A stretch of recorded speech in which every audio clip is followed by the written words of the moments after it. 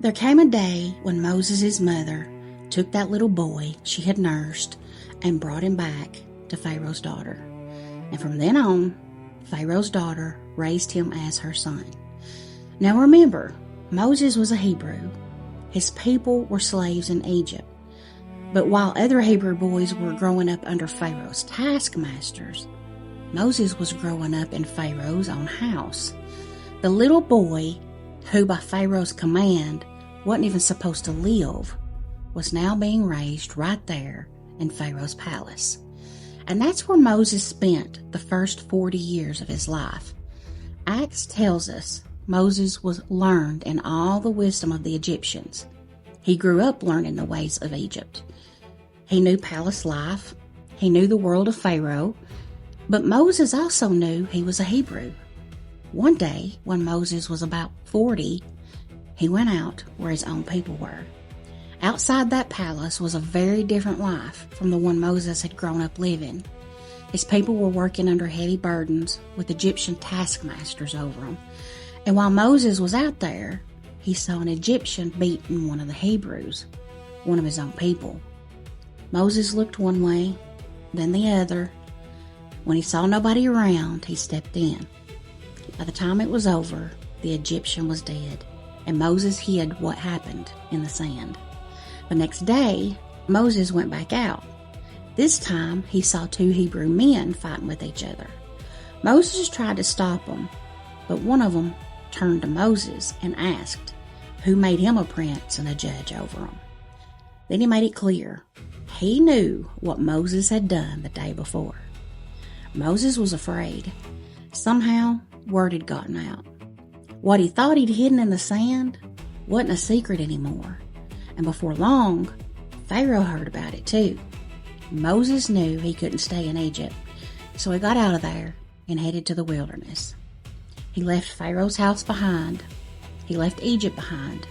And eventually, Moses made his way into the land of Midian.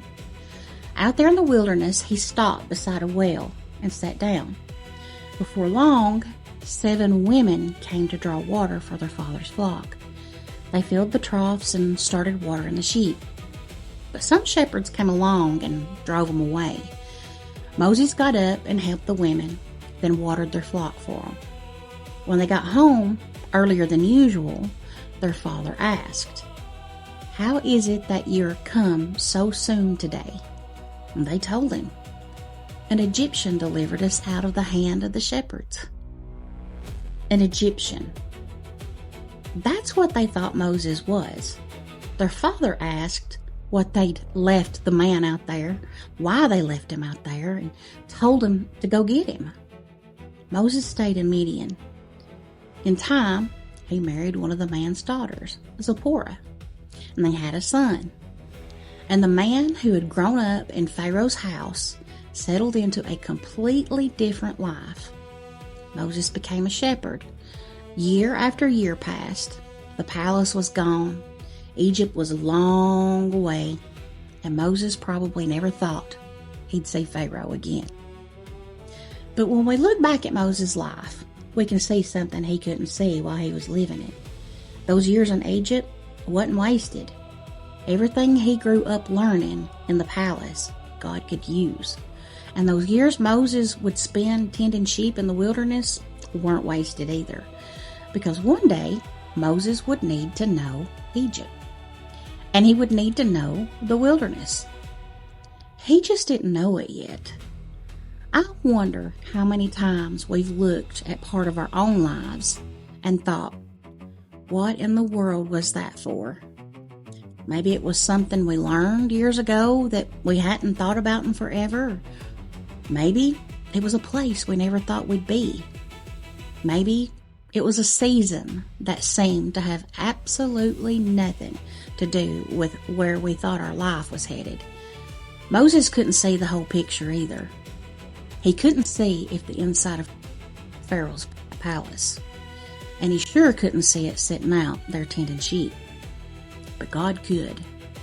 Moses probably thought one part of his life had ended and another one had begun.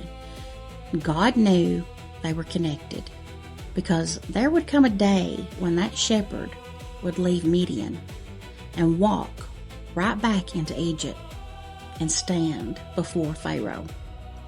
Moses thought he'd left his old life behind. God knew he was getting him ready to go back.